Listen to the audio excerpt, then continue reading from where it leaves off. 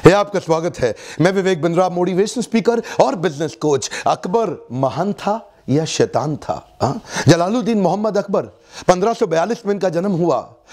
ये हुमायूं के पुत्र थे, जहांगीर के पिता थे, तीसरे शासक, सबसे सफल शासक रहे पूरे मुगल एम्पायर इस सारे शासनकाल के दौरान। बचपन में इनके पिता इनके साथ नहीं रह पाए थे, माँ भी इनके साथ नहीं थी, जिसके कारण ये काफी कठिनाइयां महसूस करी, पर वो स्कार, वो दाग, वो धब्बे इनके जीवन में नहीं दिखाई पड़े। बड़े फियरलेस, पावरफुल, मिलिट्री एक्सपर्ट के एक वॉरियर के रूप में ये बड़े हुए। वैसे तो बचपन से ये अनपढ़ थे, लेकिन बड़ी लाइब्रेरी 24,000 किताबों की इन्होंने अपने पास रख रखी थी। इनका मानना था मुझको पढ़ना नहीं आता, कोई बात नहीं, मैं उस काम पे फोकस करूंगा जिस काम पे कोई फोकस नहीं कर पाता। पढ़ाने के लिए इन्होंने लोग अपने पास रखे जो रोज शाम को किताबें खोल खोल के इन्हें कई किताबें पढ़ाते रहे। लगभग 24,000 किताबें डाइवर्स सब्जेक्ट पे इन्होंने पढ़ डाली और अपने शासनकाल के दौरान सबसे ज्यादा विभिन्न हिस्सों को उन्होंने अलग अलग स्ट्रैटेजीज के साथ जीत के दिखाया। शुरुआत इन्होंने राजपूतों के राजस्थान आमेर से करी। आमेर के राजा को तो ये बिना लड़े ही जीत गए और बाद में तो आपको पता ही है, आमेर के राजा जो थे उसकी पुत्री जोधाबाई से इनका विवाह भी हो गया। मैट्रिमोनियल अलायंस बिल्ड करने में बड़े तेज थे।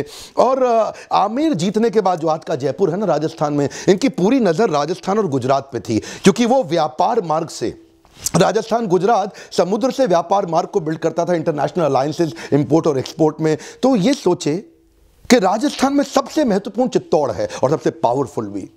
अब उस समय भी हमारे राजपूत बड़े पावरफुल हुआ करते थे। चित्तौड़ को जीतना सबसे मुश्किल, इनको लगा कि वो हब है, बाकी सारे स्पोक अपने आप कंट्रोल में आ जाएंगे। जैसे पहिए का हब होता है, चक्का, उसके आसपास सारे स्पोक। तो ये सोचे कि चित्तौड़ को जीतना बड़ा इंपॉर्टेंट है। राजा मान सिंह जो आमेर जयपुर के थे, उनको साथ में लेकर के 30,000 लोग मारे गए। उस समय बड़ा भयंकर युद्ध हुआ चित्तौड़ का। युद्ध अकबर जीत गया। हुआ क्या, रणथंभौर जल्दी से हार मान गया और तुरंत सरेंडर कर गया। जैसलमेर जल्दी से हार मान गया, तुरंत सरेंडर कर गया। इस तरह करते करते सारे राजपूत अब इनके साथ जुड़ते चले गए। ये मैट्रिमोनियल अलायंस जरूर कर लेते थे उनके साथ, उनको अपने परिवार का हिस्सा बना लेते थे, उनकी रियासतें उनको वापस दे देते थे। बोलते थे कि मैं इससे तुमसे टैक्स और रेवेन्यू कलेक्ट करूंगा और तुमको फ्रीडम दे रहा हूं, तुम अपनी रियासत दोबारा चलाओ। इससे जो है ना लोगों में विश्वास आपस में बढ़ा। और इनफैक्ट मान सिंह वगैरह तो उनका परिवार तो इनके साथ इनके राजमहल में आकर के इनके जो नवरत्न थे उसमें आकर के जुड़ गए। अकबर बहुत मास्टरमाइंड था, इसने राजपूतों को ही आपस में लड़वा दिया। राजपूत राजपूत से लड़ने लगे। इसलिए राजा मान सिंह जिसको अपने साथ में कर रखा था, राजा मान सिंह से महाराणा उदय सिंह को लड़वाया, राजा मान सिंह से महाराणा प्रताप को लड़वाया। ये पूरा राजस्थान तो जीत गया था, लेकिन छोटी सी एक रियासत मेवाड़, मारो मेवाड़ी सरदार जिस पे दोधारी तलवार राणा, महाराणा प्रताप का वीडियो आपने देखा होगा। इसने भारत के उस समय के नॉर्थ वेस्ट सेक्शन को पूरा कंट्रोल में कर लिया। कश्मीर से काबुल से कांधार तक और उससे पहले का जो बलूचिस्तान पाकिस्तान का हिस्सा है, वो नॉर्थ वेस्ट सेक्शन को उसने बड़ा मजबूत बनाया। ये शुरू से जानता था जब भी अटैक होगा भारत पे, ये सेंट्रल एशिया से होगा। सेंट्रल एशिया समझते हैं ना, कजाकिस्तान, तुर्कमेनिस्तान, उज्बेकिस्तान, किर्गिस्तान, ये सब, अफगानिस्तान, यहीं से सारा अटैक आता है। देखते हैं आप, हमेशा पंजाब के लोग फियरफुल हैं, हरियाणा के लोग बड़े पावरफुल होते हैं। अब आप उस तरह पाकिस्तान में जाएं, लोग बड़े लड़ाकू होते हैं। उसका कारण है जो नॉर्थ वेस्ट है, हिंदुस्तान और पाकिस्तान का ऊपर का सारा सेक्शन, ये लोगों पे बार बार इन्वेजन हुआ, इन्हीं के ऊपर बार बार आक्रमण किए गए। साउथ की द्रविड़ स्टेट चारों, इन्हें पढ़ाई में अच्छी इसलिए इनको कोई तंग करने ही नहीं आया, इनके पास कोई पहुंचा ही नहीं। जब भी अटैक होते थे भारत पे, ऊपर से होते थे। अकबर को यह बात समझ आ गई, पूरा नॉर्थ वेस्ट उसने अपने समय पे कंट्रोल कर लिया ताकि भारत के बाकी हिस्से को संभालने में उसको दिक्कत ना आए। अकबर के अगर थोड़ा शुरुआती जीवन पे चले तो अकबर के पास उनका माइंड इमोशनल भी था, एनालिटिकल भी था। किताबें जरा सुनने से दोनों प्रकार के माइंड को डेवलप किया, जानते थे कब किसका इस्तेमाल करना है। एक कहानी, जब ये आगरा में बचपन में रहा करते थे तो बैराम खान इनका प्रमुख सेनापति था, उसके संरक्षण में रहते थे। बैराम खान का इनकी शुरुआती सफलता में बड़ा कंट्रीब्यूशन था, तो बैराम खान के साथ ही रहते थे। लेकिन धीरे धीरे बैराम खान में कुछ अकड़ आने के कारण, कुछ डिस्टर्बेंस होने के कारण वो अकबर के खिलाफ थोड़ा थोड़ा रिवोल्ट करने लगे। अच्छा, अकबर उस समय 18 साल के होने वाले थे, छोटे थे, लेकिन ये जानते थे कि यहां पे मैं आगरा में बैठ के अगर बैराम खान के खिलाफ कुछ भी करूंगा तो मारा जाऊंगा, दिक्कत हो जाएगी। तो इन्होंने ना चुपचाप जाके बैराम खान को बोला कि भाई मैं शिकार करने जा रहा हूं, और आगरा से शिकार करने के बहाने दिल्ली आ गए। और दिल्ली आके इन्होंने अनाउंस कर दिया,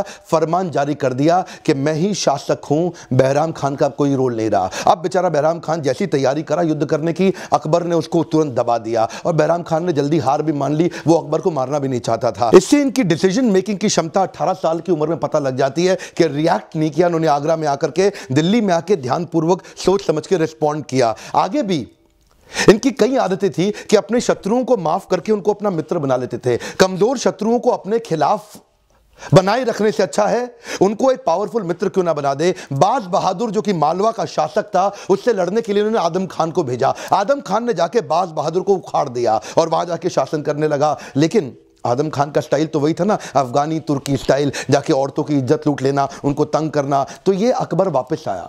अकबर ने वापस आके आदम खान को हटाया और वहां से एक बड़ा लेसन लिया, क्यों ना कुछ ऐसा करूं जो मेरे लिए स्केलेबल हो, कुछ ऐसा करता हूं जिससे पूरे भारत में मेरे पे विश्वास बिल्ड हो। आदम खान को बोला तू वापस आ जा, तू चुप कर। बाज बहादुर को बोला इधर आओ, आप मेरी बात सुनो, आप हार गए कोई बात नहीं, मैं आपको आपकी रियासत वापस करता हूं, लेकिन आपको अपनी रियासत में फ्रीडम तो मिलेगी पर आपको टैक्स देना होगा मुझे। आप मेरे अंडर रहेंगे, मेरे कंट्रोल में रहेंगे और मैं आपको सिपाही अपने लिए तैयार करने के लिए हमेशा ट्रेन करता रहूंगा। जब भी युद्ध होगा आपको मेरे सपोर्ट में आना पड़ेगा। इसको बोलते हैं मनसबदारी। आगे इन्होंने मनसबदार भी बनाए। अकबर शुरू से बड़ा चतुर था, वो जानता था कि मैं अकेला कुछ नहीं कर पाऊंगा। स्केलेबल मॉडल को बिल्ड करने के लिए मुझे मिलिट्री एडमिनिस्ट्रेशन के लिए, सिविल एडमिनिस्ट्रेशन के लिए, एफिशिएंसी के लिए मनसबदार तैयार करने पड़ेंगे देश भर में, जो मेरे लिए मैन पावर, बढ़िया पावरफुल घोड़े जो कि तुर्की, इराकी, अफगानी घोड़े हों और बढ़िया शक्तिशाली हाथी वो प्रिपेयर करके रखेंगे। इनको मैं पे करूंगा। अच्छा ये बनेंगे कहां से? इसके लिए उसने बड़ा ऑडिट सिस्टम बनाया। ऐसा नहीं किसी को भी मनसबदार बना दे, तो उसका ऑडिट करता था। उससे पहले इनकम एक्सपेंडिचर जो उनका रेवेन्यू का जो हेड था, वो पहले एक रिकमेंडेशन लेके आएगा, फिर मिलिट्री हेड रिकमेंडेशन लेके आएगा, 2 बार चेक एंड बैलेंस हो गया, फिर फाइनली अकबर उसको अप्रूव कर देगा, हाँ जी ये मेरा मनसबदार है। तो ये मनसबदार उसको स्केलेबल मॉडल में दिल्ली में बैठे बैठे, आगरा में बैठे बैठे देश भर में टीम तैयार करने के लिए बड़ा हेल्प करता था। देखिए ये इसे बोलते हैं इंटेलिजेंस। आप अकेले नहीं बढ़ सकते। स्केलेबल मॉडल के लिए हाई परफॉर्मेंस टीम ऐसे ही तैयार होगी। ये हिंदुस्तानियों को दोस्त बनाता था। ये कहता था विदेशियों को पहले बाहर से लेकर के आऊं और यहीं पे अपने झगड़ों में लगा रहा हूं, फायदा नहीं है। ऐसा कुछ करो कि यहीं के लोग मेरे सारे दोस्त हो जाएं और विदेशी आक्रांता ना आए, मैं पूरे देश को कंट्रोल कर लूं। इस प्रोसेस को और शक्तिशाली बनाने के लिए इसने आमेर की जोधाबाई के बाद बीकानेर की राजकुमारी से विवाह किया। उसके बाद जैसलमेर की भी राजकुमारी से इसने विवाह किया। इससे मैट्रिमोनियल अलायंस और मजबूत हो गए। राजपूत इनके साथ और लॉयल हो गए और इन्होंने भी रिश्ता बनाने में कोई कमी नहीं छोड़ी। ऐसा नहीं कि पहले जैसे होता था कि हिंदू लड़कियों को कन्वर्ट करके मुसलमान बना दें। ये क्या करते थे, उनको अपना हिंदू मंदिर भी बना के देते थे अपने ही राजमहल के अंदर। उनको अपने धर्म कन्वर्जन पे फोर्स नहीं किया करते थे। तब भी आप जानते हैं ना उनके लिए मंदिर हुआ करते थे। आपने जोधाबाई मूवी देखी। ये इसके कारण, रिश्ते मजबूत होने के कारण इनको उनके लिए फैलना आसान हो गया था। अकबर की स्ट्रैटेजी से आपको बड़ा फायदा होगा। पहले तो ये सामने वाले को युद्ध में जीतता था, उसके बाद उसका दिल जीत लेता था। कहता था युद्ध में तुमको हरा दिया, अब तुम्हारा दिल जीत लेता हूं, तुम मेरे पार्टनर बन जाओ, मेरे साथ आ जाओ। तो ये उस समय गुजरात पहुंचा। अहमदाबाद के बाद, अहमदाबाद इसके लिए जीतना आसान था, लेकिन वहां पे सूरत, बड़ौदा, भरूच, वहां मिर्जा लोगों का कब्जा था। इसने राजा मान सिंह के साथ में मिलकर मिर्जाओं को खदेड़ा, उनको हरा करके वो रियासत को अपना बनाया और वापस आया। उनको बोला चलो ठीक है, कोशिश करते, तुम संभाल के देखो। जब ये अकबर दिल्ली जब पहुंचा, आगरा पहुंचा, तो वहां मिर्जा लोग फिर से अकड़ गए। बोले कोई अकबर नहीं है जी, ओए हम ही देखेंगे, यहाँ पे हम ही मालिक हैं। ये फिर रिवोल्ट मार गए। अच्छा ये जानते थे कि अकबर आगरा से आएगा, उसको 60 दिन लगेंगे, 2 महीने का समय लगेगा। तो ये इतने में ये लोग अपने आप को प्रिपेयर कर रहे थे। इनको मालूम नहीं अकबर अनएक्सपेक्टेड, स्विफ्ट, बहुत तेज अटैक करता था।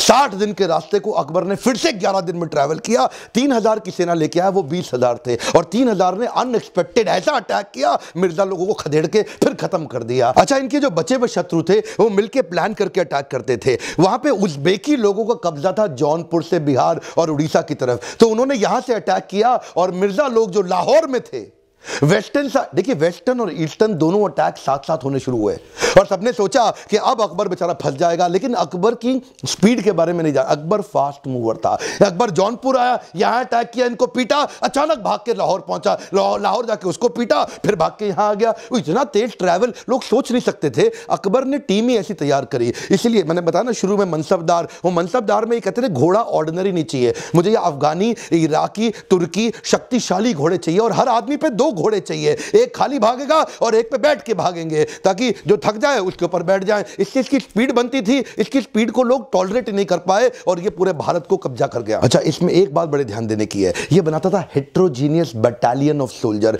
ये हेट्रोजीनियस बटालियन ऑफ सोल्जर का मतलब क्या है, ये मिक्स्ड लोग लेके आता था। एक साथ एक लोगों की सेना नहीं रखेगा खाली।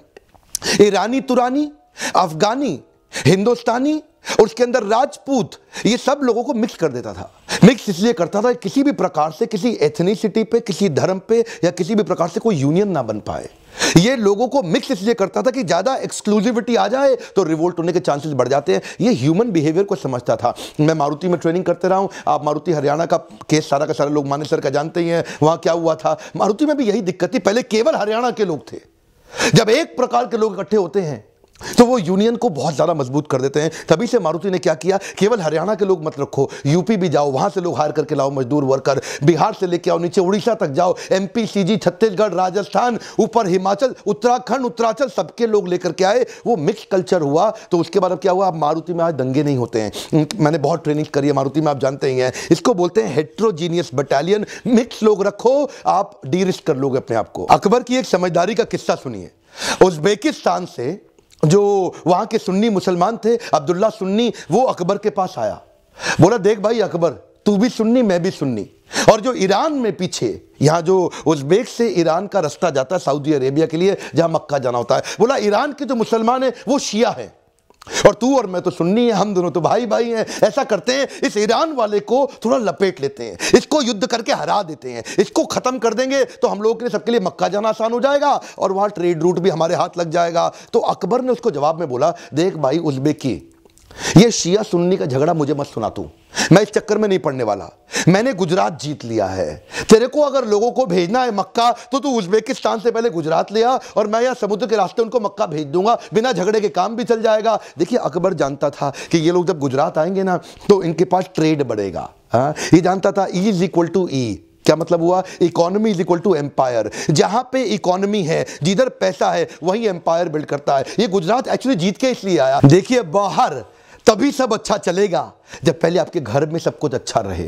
ये घर में जो उन्होंने अपने नवरत्न बिल्ड किए थे ना, इसकी तारीफ मैं पहले भी कई वीडियोस में कर चुका हूं। हाई परफॉर्मेंस टीम तैयार करने में ये एक्सपर्ट हैं। इनकी पहली बार किसी मुसलमान शासक ने पूरे मुगल काल में अपने हिंदुओं को अपना मिनिस्टर, अपने नवरत्न बनाए।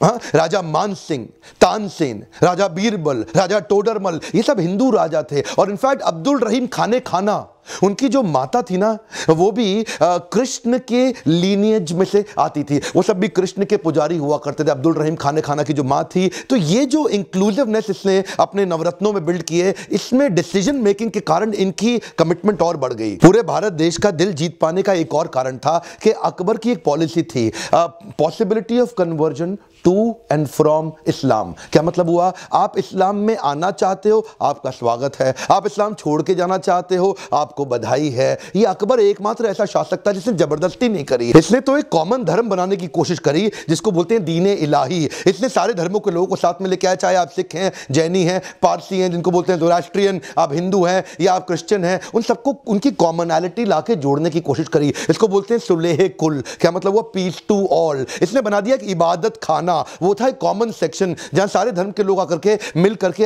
अपनी अपनी पूजा कर सकें और एक दूसरे से चर्चा कर सकें, एक डायलॉग बिल्ड कर सकें। इनफैक्ट मीराबाई जो इनके शत्रु राजा की पत्नी थी, ये चुपचाप भेष बदल के मीराबाई के कृष्ण भजन भी सुनने जाते थे। अपने साथ तानसेन को भी ले जाते थे, आओ तानसेन चुपचाप सुन के चल के। तो वो जो है ना कृष्ण के भजन सुनना, उसके बाद कृष्ण के जो अर्चक विग्रह थे, जो उनके डीटी, जो उनकी मूर्ति थी, वहां जाके हीरो का हार रख करके आए। ये जो इनकी इंक्लूसिव ग्रोथ, इसके कारण उन्होंने दिल जीत लिया। और दूसरी तरफ औरंगजेब, ये एक्चुअली ना पूरे मुगल एम्पायर के अंदर अकबर को हमेशा हीरो बोला जाता है और औरंगजेब वो तो विलेन है। अकबर ने अपने पिता के लिए हुमायूं टॉम बना दिया और औरंगजेब ने अपने पिता शाहजहां को जेल में डाल दिया। राजा बनने के लिए अपने भाई की हत्या कर दी। उधर अकबर ने एक्चुअली पिलग्रिमेज टैक्स हटा दिया कि आपको गंगा में स्नान करने के लिए टैक्स नहीं देना। औरंगजेब ने फिर से पिलग्रिमेज टैक्स लगा दिया, गंगा में स्नान करने के लिए आपको टैक्स देना पड़ेगा। इसने जजिया हटा दिया। जजिया क्या होता है, किसी भी नॉन मुस्लिम को शरिया में बताया गया है कि उससे आप टैक्स ले लो। इसने जजिया फिर से लगा दिया। अकबर टोल टैक्स सबसे यूनिफॉर्म लेता था कि किसी भी कोई टोल टैक्स कौन सा होता है, कोई व्यापारी जा रहा है गुड्स एंड सर्विस लेके तो उसे टोल टैक्स लेते हैं। लेकिन औरंगजेब क्या बोला, अगर आप मुसलमान हैं तो 2.5% टैक्स दो, और अगर आप हिंदू हैं तो 5% टैक्स दो। अकबर के शासन में आपको खुश रहने के लिए, सफल होने के लिए मुसलमान होना जरूरी नहीं है। लेकिन औरंगजेब, अगर आप मुसलमान नहीं हैं तो मैं तो आपको मार दूंगा, आपके मंदिर तोड़ दूंगा, आपको खत्म कर दूंगा। औरंगजेब एक पक्का विलेन, जिसको ना हिंदू पसंद करेगा, ना मुसलमान, ना किसी प्रकार का कोई देश, ना कोई जात, ना कोई धर्म। अकबर महान था या शैतान था, यह निर्णय आप ले लीजिए। पर वो उसने सामाजिक रेवोल्यूशन, कई सारे सोशल रिफॉर्म्स लेकर के आया। पहली बार उसने बाल विवाह बंद कराए, उसने सती प्रथा, जबरदस्ती औरतों को आग में जला देना, वो उसने बंद कराया। उसने दास प्रथा बंद कराई। दास प्रथा का मतलब क्या हुआ? जब कोई मुगल राजा आकर के किसी शासक, किसी सल्तनत को जीत लेता था तो उनकी बहुओं को, उनकी बेटियों को अपने हरम में डालता था, उनका बलात्कार करता था, उनके पतियों को अपना दास बना लेता था। यह पहली बार एक इंक्लूसिव ग्रोथ लाके एक पॉपुलर लीडर बनने का प्रयास किया। और हमारे देश को भी ऐसे ही अच्छे, पावरफुल, शक्तिशाली लीडर चाहिए जो सबको साथ लेकर चल सके। वो नहीं चाहिए जो जाति और धर्म पे लोगों को बांटे और काटे। इलेक्शन का समय, डिसीजन आपको लेना है कि कैसी सरकार अच्छी होनी चाहिए। कमेंट बॉक्स में मुझे बताएं कि ऐसे कौन से लीडर्स हैं जो आपको लगता है, राजनीतिक लीडर जो हमारे देश को, सबको साथ में लेकर के डेवलपमेंट करें, ग्रोथ करें और नौटंकी नाटक ना करें। मेरा आपसे एक रिक्वेस्ट है, इस वीडियो को शेयर इसलिए करें ताकि रिलीजियस टॉलरेंस बढ़ सके, एक दूसरे के धर्म जाति के प्रति लोगों का सम्मान बढ़ सके, और हो सके तो अपने एरिया के काउंसलर, एमएलए, एमपी और कैबिनेट मिनिस्टर तक पहुंचाएं ताकि लोग इन सब एजेंडा से बाहर निकल के ग्रोथ की एजेंडा की बात करें। वीडियो बनाना आसान काम नहीं है, बहुत मेहनत लगती है। लाइक नहीं करेंगे ना तो मुझे अच्छा नहीं लगेगा, और सब्सक्राइब करके बेल आइकॉन में हिट करेंगे। ये फ्री वीडियोस आप तक पहुंचेंगे नहीं। शेयर करने के लिए, मेरे साथ जुड़े रहने के लिए हर बार की तरह प्रेम पूर्वक दिल से धन्यवाद।